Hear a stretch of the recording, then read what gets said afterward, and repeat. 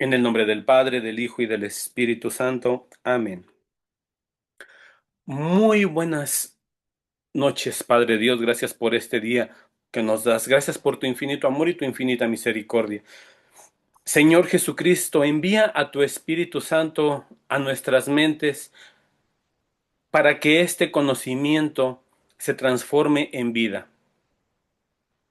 A mí como instructor te pido dame palabras adecuadas y correctas, aun a pesar de mis limitaciones humanas, y para mis hermanos, Señor, te pido inteligencia para la inteligencia del Espíritu, para que este conocimiento alimente su alma y se convierta en vida. Te pido por Papa Francisco, te pido por el Papa León y también por Papa Francisco que lo tengas en tu santa gloria. Te pido por nuestros obispos y sacerdotes y por toda la Iglesia. Virgen María, Madre de mi Señor Jesucristo, ruega a tu Hijo por nosotros, en el nombre del Padre, y del Hijo, y del Espíritu Santo.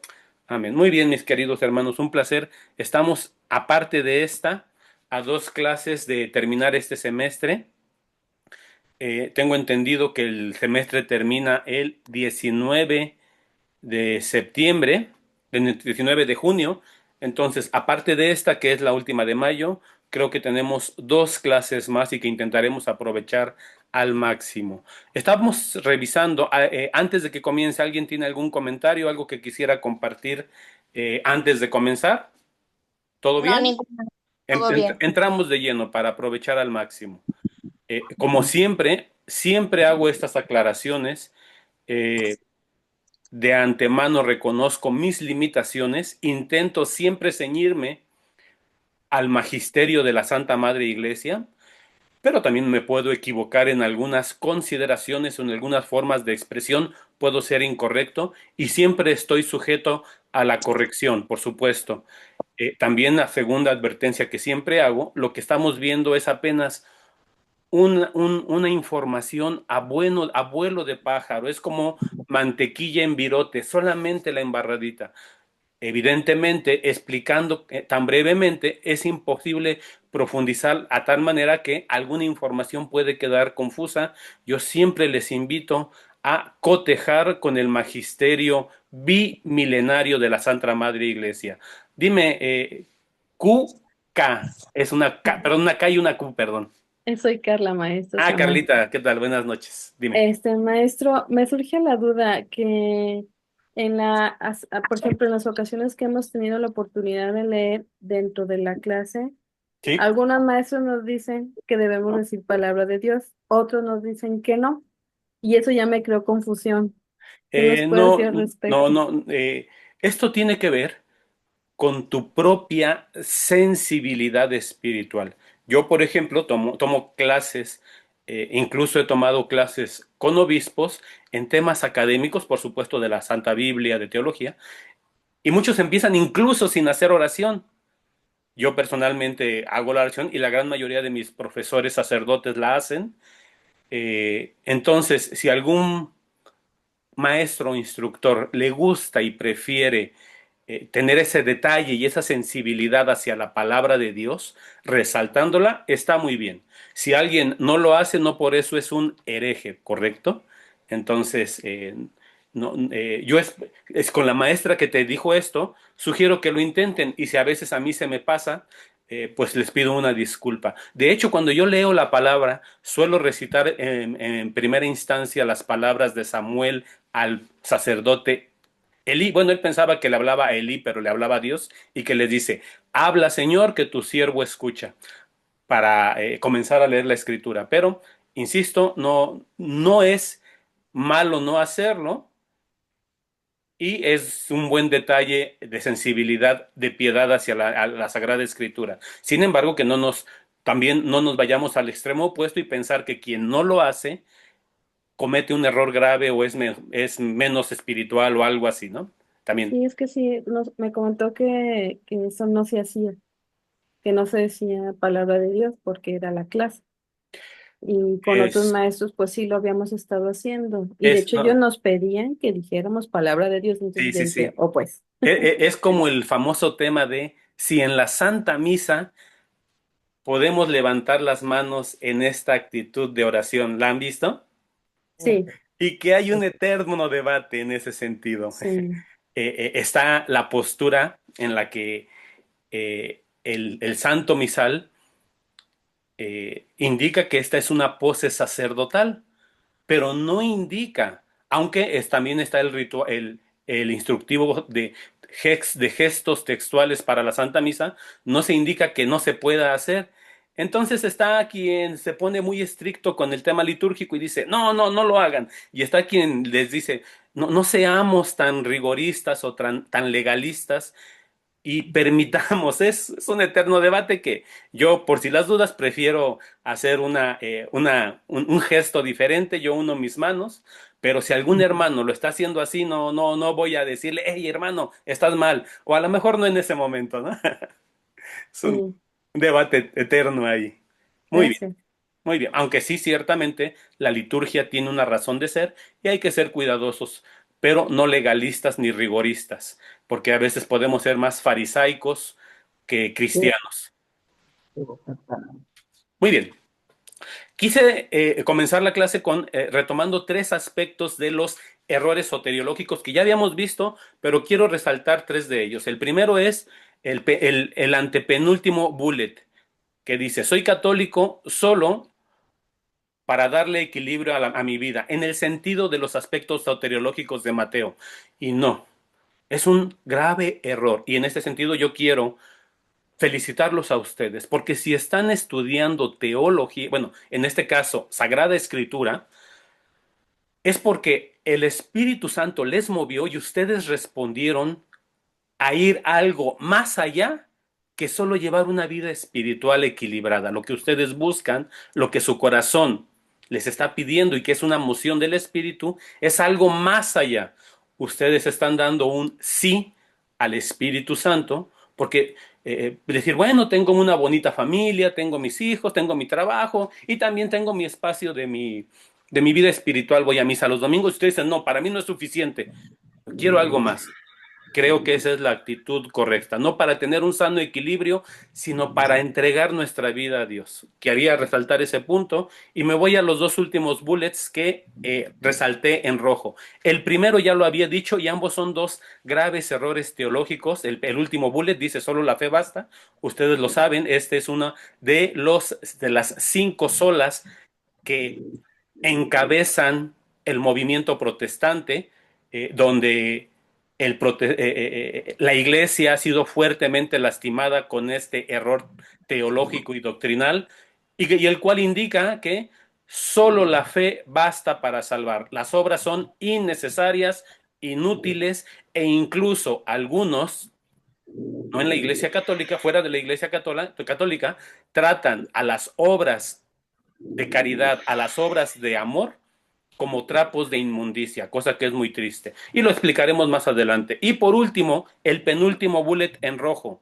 Dios salva solo a algunos predeterminados. Esta doctrina fue desarrollada por uno de los iniciadores del movimiento protestante que se llamaba Calvino, y que dice lo siguiente: Dios ya decidió quién se va a salvar y quién se va a condenar. Algunos Dios los condenó para ser vasos corrientes, vasos vulgares, y a otros para ser vasos finos. Uso las palabras que se utilizan en estas teologías extrañas. Invadí terreno más temprano. Permítanme, permítanme. Entonces, eh, que Dios ya dijo, estos se van a salvar y estos se van a condenar. Estos van a ir al sufrimiento eterno y estos a la gloria eterna. Es una grave desviación eh, teológica contraria a la que el Evangelio muestra. Y lo vamos a ver en un momento. Muy bien, voy a avanzar, voy a continuar avanzando porque esto era... Adelante, Mario, dime. Tal vez nos ayudaría que nos explicaran, para tener esto más claro, la diferencia entre predeterminado y predestinado. Wow, este tema lo platiqué hace 15 días con uno de los sacerdotes de mi colonia, de mi barrio, de mi parroquia. el cual yo considero el más preparado. Su tesina de titulación como teólogo fue este tema: la diferencia entre predeterminado y predestinado. Nosotros los católicos sí creemos que existe un designio sagrado de predeterminación. La predeterminación es una doctrina que la Iglesia sí cree, y esto lo pueden verificar ustedes, no lo quiero decir solamente de gratis, en el numeral número 600 del Catecismo de la Iglesia Católica. Pero esta predestinación es una predestinación de Dios al bien. Y segundo, como lo comentábamos la clase pasada, Dios en su designio divino, para Él, el tiempo no sucede cronológico como para Me come nosotros. una vez y se me antoja. Dios, permítanme, Dios ve el pasado y el presente y el futuro en un momento, no sé cómo sea, porque eso es algo que ajeno a mi realidad, pero Él, en su designio divino, toma en cuenta la libertad humana para permitir que la persona que desee rechazar la salvación, la rechace.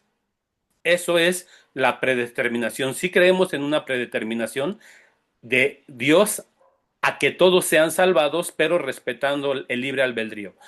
Luego, la predestinación, me disculpo. Predeterminar es decir o hacer, y esta palabra se puede confundir con la predestinación calvinista, o también conocida como predestinación reformada, en la cual dice, hay solamente dos predestinaciones. Uno, que Dios te predeterminó a ti para la salvación eterna o para la condenación eterna. Eso se conoce como la doble predeterminación o la doble predestinación. Y es diferente a lo que nosotros creemos en cuanto a la predestinación. No sé si logré confundir más. ¿Sí lo Sí, logré? maestro, la verdad sí, porque estuvo utilizando las dos Esos términos. palabras de manera... Explico. Nosotros, el término teológico que usamos y no utilizamos el término de predeterminación, no lo utilizamos. El término que utilizamos y que es el que nos enseña el catecismo es el designio eterno de predestinación, no predeterminación. Si alguien me puede apoyar, aprovechando que estamos aquí, alguien tiene el catecismo de la Iglesia Católica y puedes buscarlo en el numeral 600.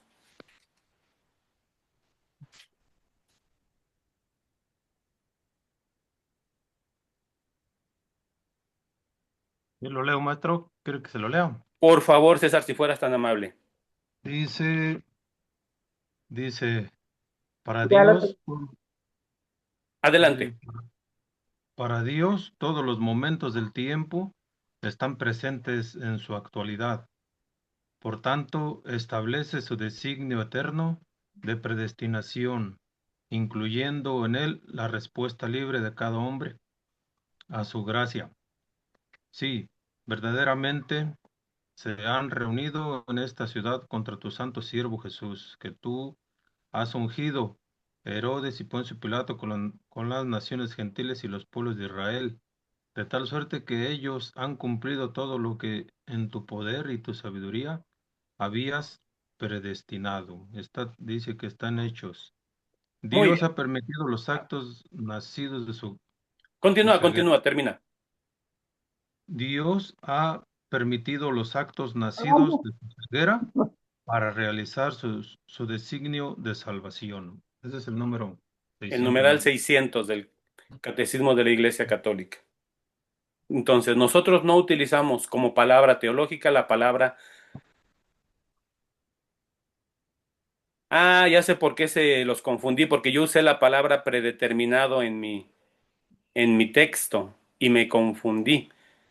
Debí haber escrito predestinados. Una disculpa. No, Sí. no, no, maestro. O sea, si usted está diciendo que la Calvino. Calvino fue quien dijo eso, entonces está bien, predeterminado es de los calvinistas. Sí, pero aún así los Sí. calvinistas utilizan el término doble predestinación. Para unos, O para sea, ellos son los que nos confunden entonces, ellos sí, usan los dos. utilizan ambos, utilizan ambos. Sin embargo, nosotros en nuestro lenguaje teológico solamente utilizamos la expresión designio eterno de predestinación, que considera el libre albedrío y el conocimiento eterno de todas las cosas que Dios hace. Si Y que ustedes Dios me pidieran tiene, profundizar en este aspecto, me tengo que reconocer ignorante. Pero lo que sí puedo decir con claridad es que Dios no ha predestinado o predeterminado algunos para salvación eterna y otros para salvación, para condenación eterna. Porque eso sería, además de perverso, no le hace honra al amor de Dios. ¿Qué Dios sería aquel que hagas lo que hagas? Estás condenado, pero Él mismo te pide una vida de amor en el Espíritu. No tendría sentido, sería una grosería hacia Dios. Ma- Adelante.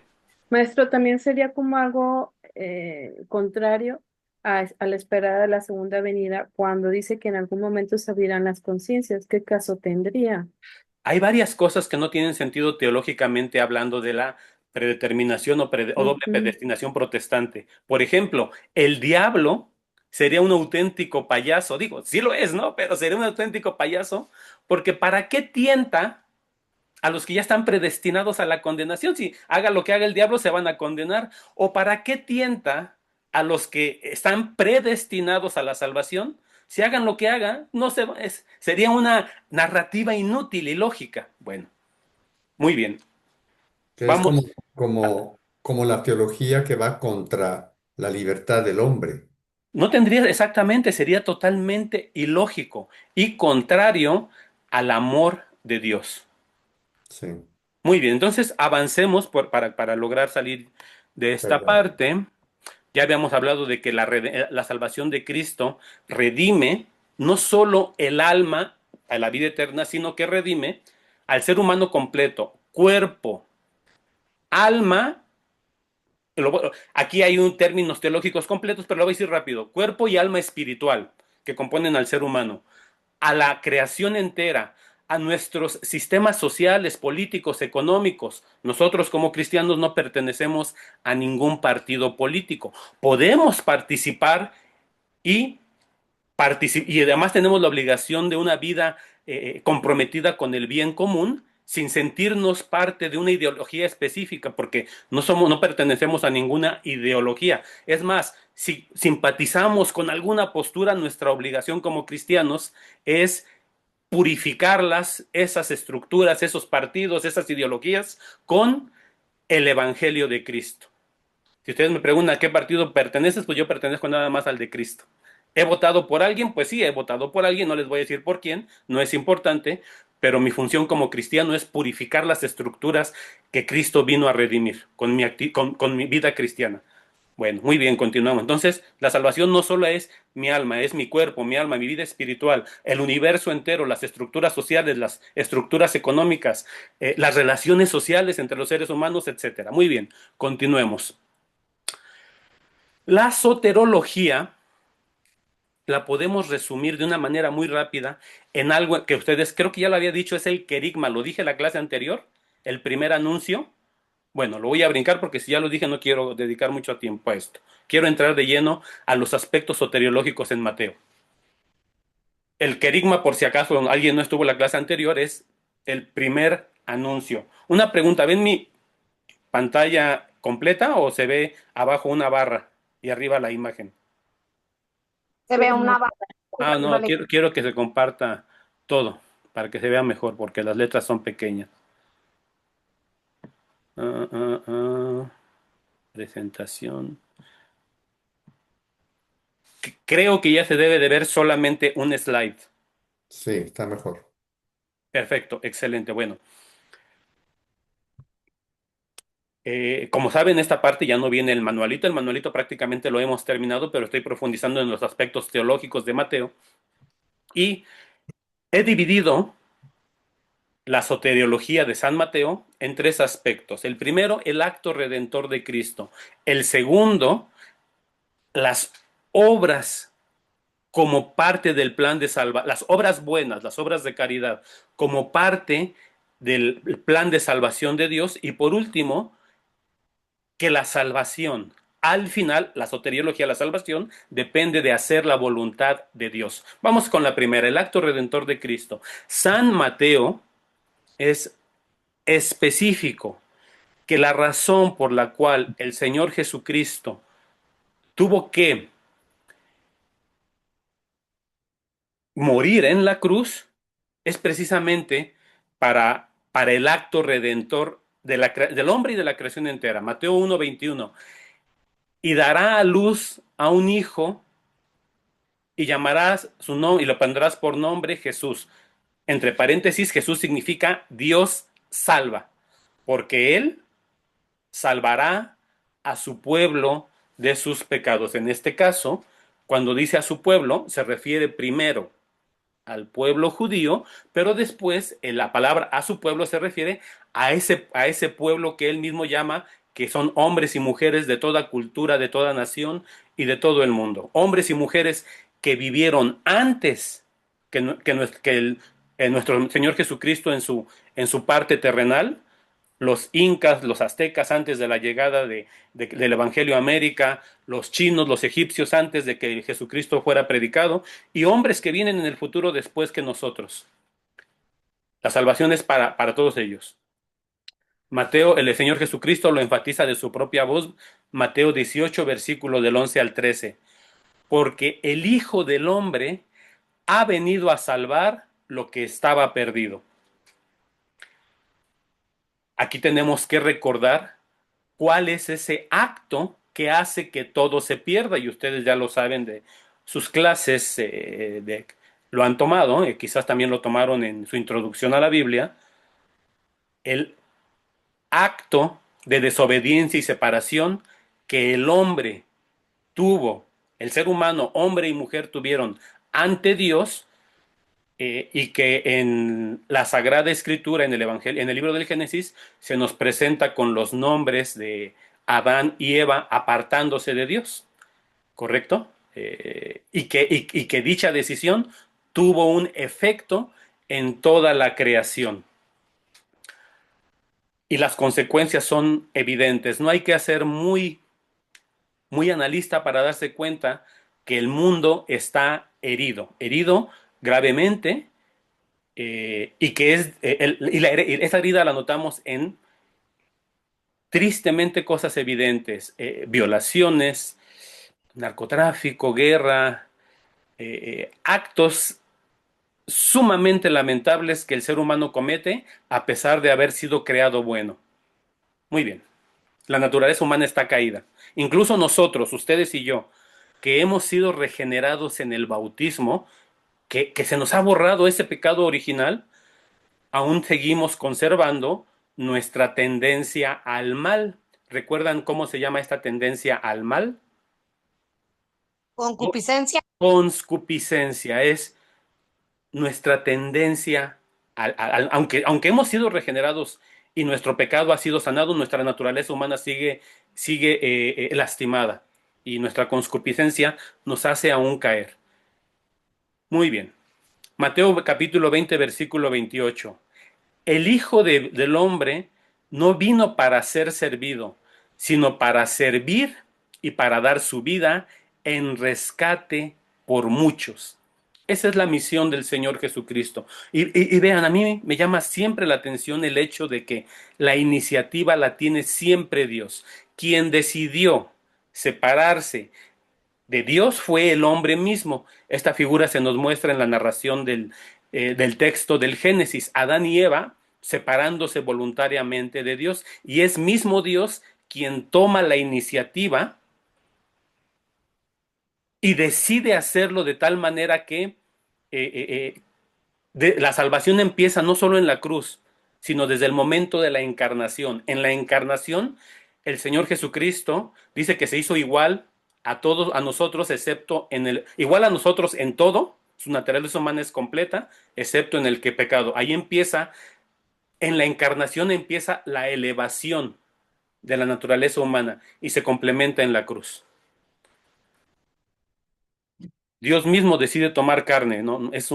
Creo que ya se los había comentado en algún momento cuando vimos Cristología. ¿Cómo se llama este dogma de que en Cristo existe una sola persona, pero dos naturalezas, humana y divina, que no se anulan, no se contradicen, pero tampoco se confunden ni se separan? Unión hipostática. Unión hipostática, efectivamente. Del concilio, fue definida por la Iglesia en el siglo V, si no me equivoco, en el concilio de Calcedonia. Muy bien. Y por último, Mateo 26, porque esto es mi sangre, esta parte del Evangelio es cuando el Señor Jesucristo está celebrando la última cena con sus discípulos y les dice, esta es la sangre del nuevo pacto, que por muchos es derramada para remisión, la palabra remisión es perdón, para perdón de sus pecados. No se agota todo ahí, pero son solo unos ejemplos como Mateo presenta el acto redentor de Cristo en la cruz como la parte central de la misión del Señor Jesús. Muy bien, vamos a continuar con soteriología en la siguiente parte. Dios ha querido, así le ha parecido bien, que el ser humano sea parte del acto salvador, aceptándolo o rechazándolo. No que el hombre se pueda salvar por sí mismo. Aquí tenemos que evitar dos extremos y ambas son herejías. Si les he platicado qué cosa es o significa la palabra herejía, es una expresión que proviene del griego y que significa pensar diferente. En la iglesia se utiliza para aquellos que deciden apartarse del evangelio de Cristo y los apóstoles y que deciden pensar diferente. Y si alguien quiere pensar diferente, está bien, pues, que piense lo que quiera. ¿No? Al menos yo me mantengo en la enseñanza de los apóstoles. Bueno, y las herejías no solamente es pensar diferente, sino es incluso desviar la doctrina de Cristo al grado de que pueda poner en riesgo la salvación de la persona. Y este es un caso, un ejemplo muy fuerte.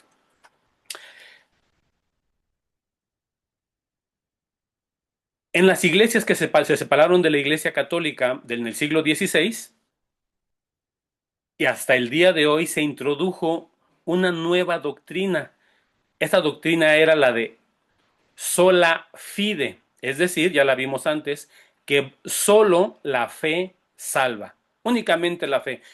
Y esto lo toman de la carta a los romanos, donde San Pablo dice, basta que confieses a Cristo como tu Salvador y creas que es el Señor, que Él es el Señor y serás salvo. Es un versículo. Pero además también hay otro versículo donde San Pablo dice, porque el hombre es hecho justo por la fe y no por las obras. Lamentablemente no tengo tiempo para explicar todo este detalle, pero se los explicaré rápidamente. Cuando San Pablo en la carta a los romanos expresa que el hombre es salvado por la fe y no por las obras, está combatiendo un problema grave en la iglesia que se llama los judaizantes. Eran cristianos que se habían convertido de la religión judía, eran judíos de religión y de nacimiento, y se habían convertido a Cristo, pero ellos decían que los cristianos, que eran de origen pagano, griegos, asirios o de otros lados, para poder ser salvados necesitaban guardar las leyes de Moisés, que están en el Pentateuco, Génesis, Éxodo, Levítico, Números y Deuteronomio, que tenían que guardar el ritualismo judío, toda la normativa judaica y mosaica de Moisés. Y entonces San Pablo dice, si la salvación viene por guardar todo el ritualismo judío, por ejemplo, respetar el sábado, no comer carne de cerdo, lavarse las manos y los pies antes de comer por aspectos rituales, no trabajar, etcétera, etcétera, cumplir todos estos aspectos, estas obras de la ley de Moisés, ¿qué caso tuvo la muerte de Cristo?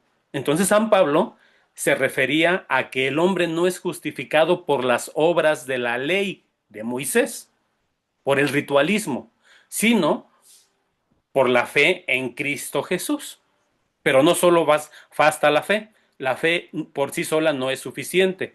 Esto nos lo aclarará la carta de Santiago en el capítulo 2, en la cual no entraré, porque me costaría mucho trabajo, pero les voy a pedir que por favor lean por ustedes mismos la carta de Santiago capítulo 2, donde habla que la fe por sí sola no basta para salvar, pero el Evangelio de San Mateo también lo toca. Ustedes pueden ver ahí una imagen. ¿Pueden decirme qué imagen es y por qué creen que la puse ahí? La del buen samaritano. La del buen samaritano. Muy bien. Explico lo siguiente. En el judaísmo, en esta parábola, el Señor Jesucristo dice que había un hombre tirado que bajaba de Jerusalén, perdón, había un hombre que bajaba de Jerusalén e iba hacia Jericó y en el camino encontró un hombre maltrecho, tirado y lastimado. Había sido robado. Y pasó un sacerdote, un hombre dedicado al culto de Dios, a cumplir todo el ritualismo, toda la forma de la liturgia y el culto de Dios, un experto en el tema, un sacerdote, y lo ignoró. Luego pasó un levita. Un levita es un descendiente de la tribu de Leví y todos los levitas son aspirantes y tienen derecho a ser parte de la casta sacerdotal. Otro hombre, un hombre considerado sagrado dentro de la comunidad judía, un levita, y no hizo nada por este hombre. Y luego pasó un tercero, un samaritano. Los samaritanos, desde el siglo VII antes de nuestro Señor, por razones históricas, son vistos como judíos de segunda categoría o judíos herejes o judíos contaminados o pervertidos en su doctrina.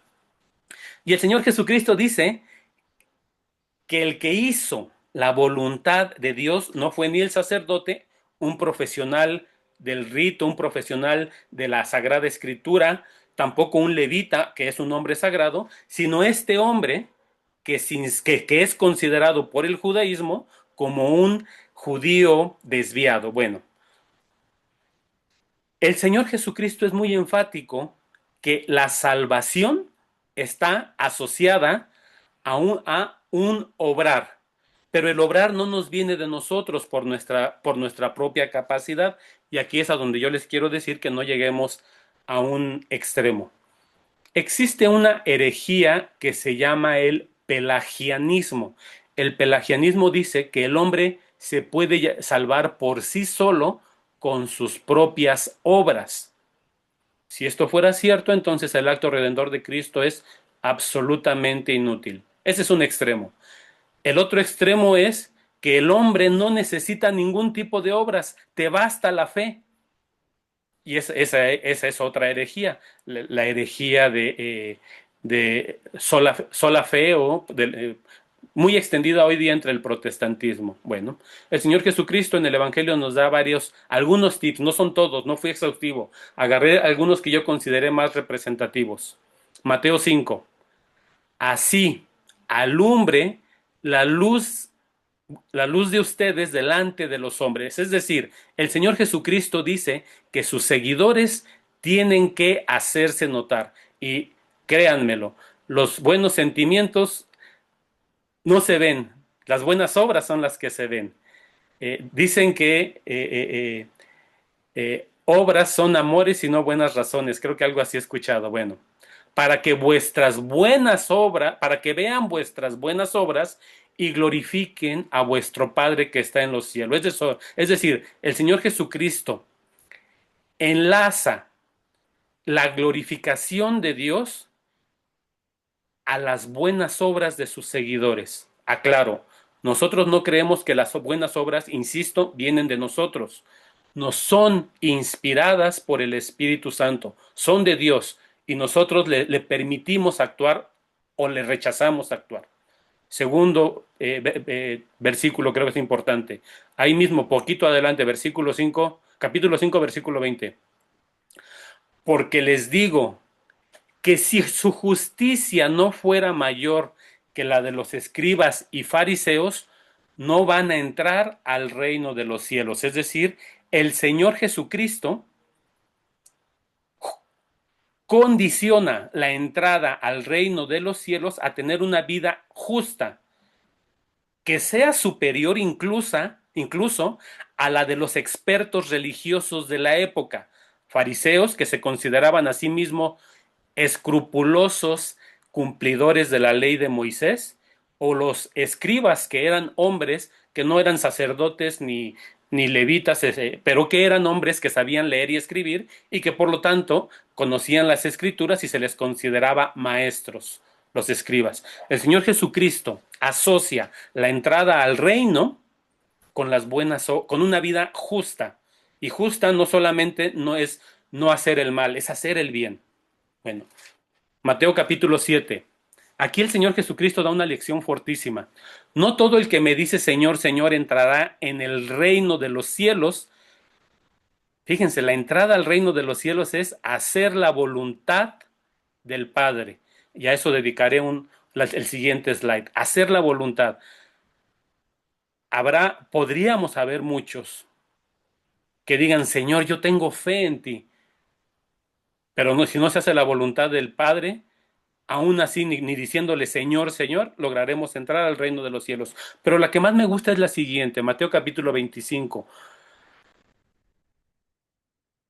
Es una parte muy larga, yo les invito a que la lean toda, pero el Señor Jesucristo aquí dice bien claro quién se salva y quién se condena. Él dice, porque en el día del juicio final, los ángeles de Dios separarán a un lado los malos y a otro los buenos. ¿Y cuál va a ser el criterio de separación? El criterio de separación va a ser aquellos que tuvieron obras de caridad. E insisto, la palabra caridad no es limosna, es el amor mismo de Dios. Es que permitimos que Dios obre a través de nosotros. Aquellos que tuvieron obras de caridad van a la salvación eterna, y aquellos que rechazaron hacer el bien, el Señor lo dice más adelante en este mismo perícopa, tuve hambre y no me diste de comer, tuve sed y no me vestiste. Como pueden ver, el pecado no solamente es hacer el mal, es no hacer el bien. Nosotros nos confesamos de esto siempre en la Santa Misa cuando decimos, he pecado mucho de pensamiento, palabra, obra y omisión. Entonces el Señor Jesucristo es muy preciso al decir que la salvación no solamente es en el decirle Señor, Señor o tener una vida piadosa, sino que las obras de caridad hechas por nosotros como inspiración de Él mismo y no por nuestra propia santidad, sino por la santidad de Dios, son necesarias para la salvación. Hasta aquí duda, pregunta, comentarios, mis hermanitos. ¿Todo en orden? ¿Avanzamos? Muy bien. Todo bien, maestro. Yo, maestro. Adelante. Bueno. ¿Todo bien? Todo bien, perfecto. Muy bien. Por último, el Señor Jesucristo dice que entra en el reino de los cielos el que haga la voluntad del Padre. Entonces, la salvación está directamente ligada, la soterología, a hacer la voluntad del Señor. Esto el Señor Jesucristo nos lo enmarca muy bien primero en el Padre Nuestro, la oración por excelencia del cristiano. Yo no entiendo cómo hay lugares que se hacen decir cristianos y no rezan el Padre Nuestro, porque el Señor Jesucristo cuando le dijeron, enséñanos a orar, Él contestó, ustedes orarán así. No dijo más o menos así, como un modelo, el Señor dijo así, Padre Nuestro que estás en el cielo. Y en esta oración, por excelencia, enseñada por el Señor Jesucristo, en el versículo 10, en el Padre Nuestro dice, hágase tu voluntad en la tierra como en el cielo. Es decir, hacer la voluntad de Dios. Y aquí la explicación es dura. ¿Cómo se hace la voluntad de Dios en este momento en el cielo? Preguntar. ¿Así se está haciendo en la tierra, en nuestras vidas, nosotros como cristianos? Nos cuestiona mucho.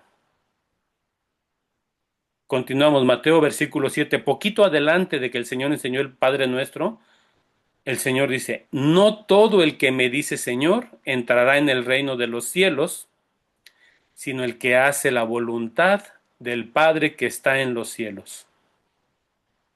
Mateo 12, porque todo aquel que hace la voluntad de mi Padre que está en los cielos, ese es mi hermano y mi hermana y mi padre. Es decir, el Señor Jesucristo nos hace saber que la forma de relación más profunda con Él es hacer la voluntad del Padre.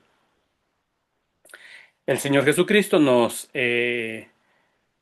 aclara esto en la muy conocida parábola de los dos hijos.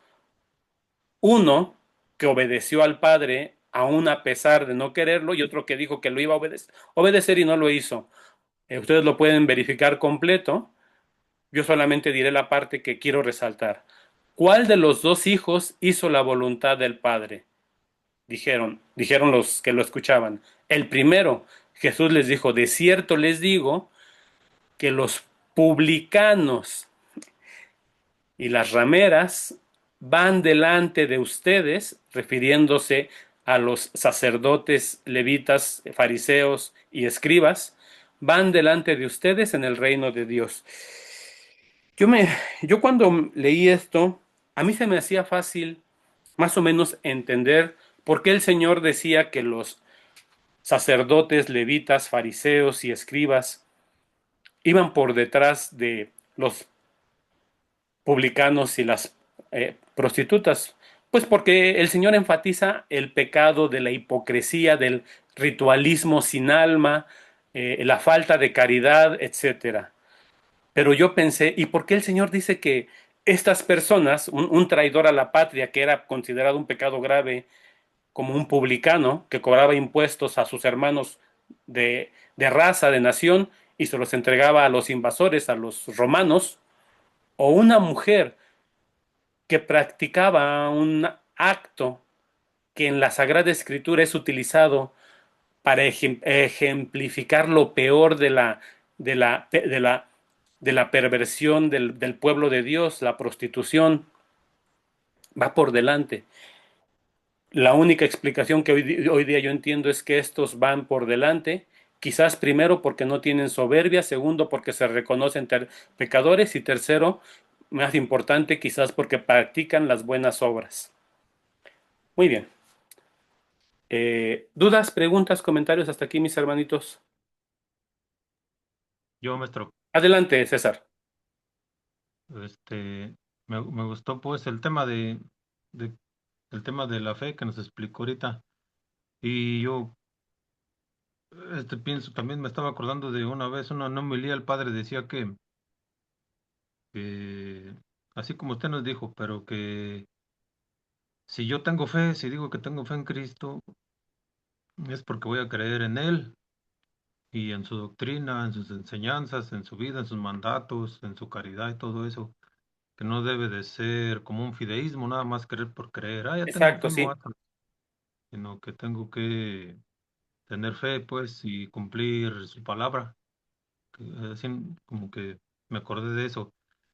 Y también, también me acordé de otra homilía de un obispo, de un señor obispo aquí de Guadalajara, Ujú. decía que, decía que al final de los tiempos va a haber muchas sorpresas, que los que nos creemos buenos vamos a ser los malos y los que, que son los malos van a ser los buenos. Yo lo único que le puedo decir al Señor es, ten misericordia de este pecador y ayúdale a reconocerse pecador, Pues porque tachele tantito. sí, sí. Y yo creo que ustedes mismos se lo dicen a ustedes mismos todas las noches, Señor, yo a veces soy incapaz de ver mi mismo error, sácame de mi pecado. Hoy veía una entrevista de un sacerdote. Creo que por ahí se hizo famoso el tema de que esta señora Gloria Trevi expresó públicamente su fe católica. Y creo que mucha gente de vida de iglesia no se lo, como que no le creía y decían, es que tú te dedicaste, era criticada en redes sociales, tú te dedicaste a estas cosas malas y malas y malas. Ubican a Gloria Trevi y ubican quizás su historia.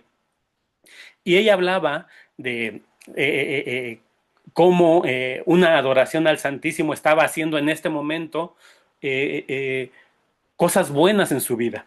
Y mucha gente dentro de la iglesia la juzgaba como hipócrita y falsa porque ella hizo cosas malas en el pasado.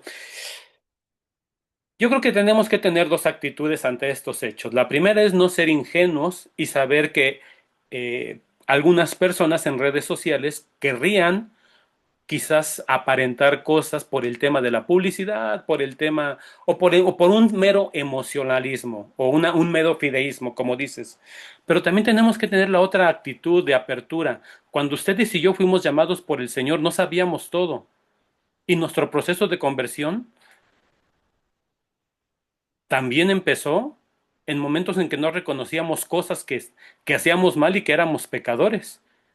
Y el Señor nos va convirtiendo poco a poco, y a lo mejor a esta señora pues la está convirtiendo, y hay que darle el beneficio de la duda de que está aceptando el Espíritu Santo poco a poco en su vida, y es más, orar por ella y no caer en una actitud de fariseo, que ese es el pecado más grave según el Señor Jesús, la soberbia, el creerse bueno. Muy bien, les quiero pedir, mis hermanitos, si pueden, o bueno, les iba a pedir que hagan una captura de pantalla, pero mejor se las voy a mandar yo. Es más, les voy a pasar toda esta presentación al final.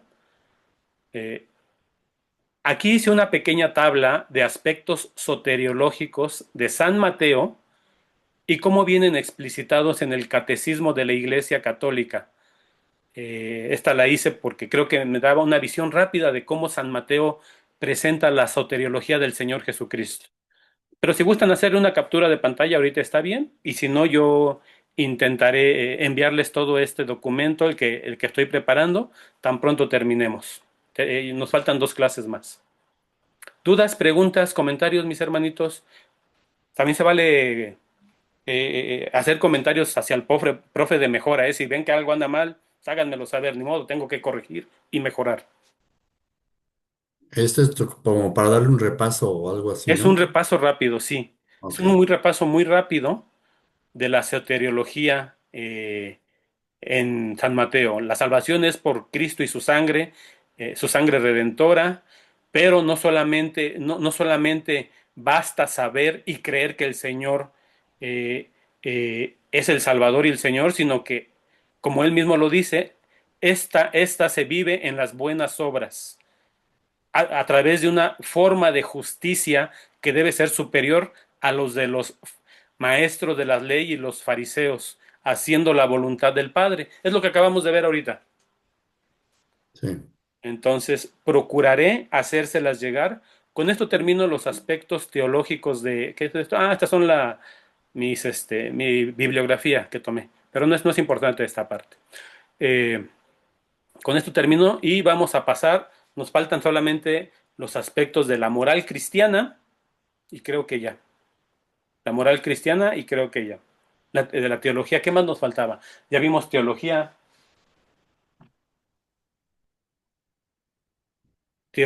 cristología, soteriología. Me falta moral Escatología. cristiana y escatología. Y con Escatología. eso terminamos, si el Señor lo permite. En el nombre del Padre, y del Hijo, y del Espíritu Santo. Amén.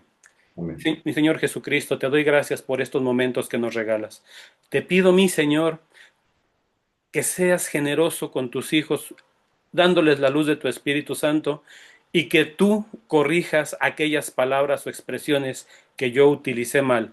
Que tú, el Espíritu Santo, seas el maestro de ellos, que tú hagas fructificar la semilla. Para mí, Señor, te pido solamente misericordia, y que me tengas compasión en mis múltiples defectos y debilidades. Padre nuestro que estás en el cielo, santificado sea tu nombre. Venga a nosotros tu reino, hágase tu voluntad en la tierra como en el cielo. Danos hoy nuestro pan de cada día y perdona nuestras ofensas, como nosotros perdonamos a quienes nos ofenden. No nos dejes caer en tentación y líbranos del mal. Amén. En el nombre del Padre, y del Hijo, y del Espíritu Santo. Amén. Que Dios los bendiga, mis hermanitos. Sí, gracias, maestro. Gracias. Gracias, maestro. Buenas noches. Hasta luego. Gracias, maestro. Gracias, maestro. Hasta luego, mis hermanos. Muchas gracias. Que Dios los bendiga.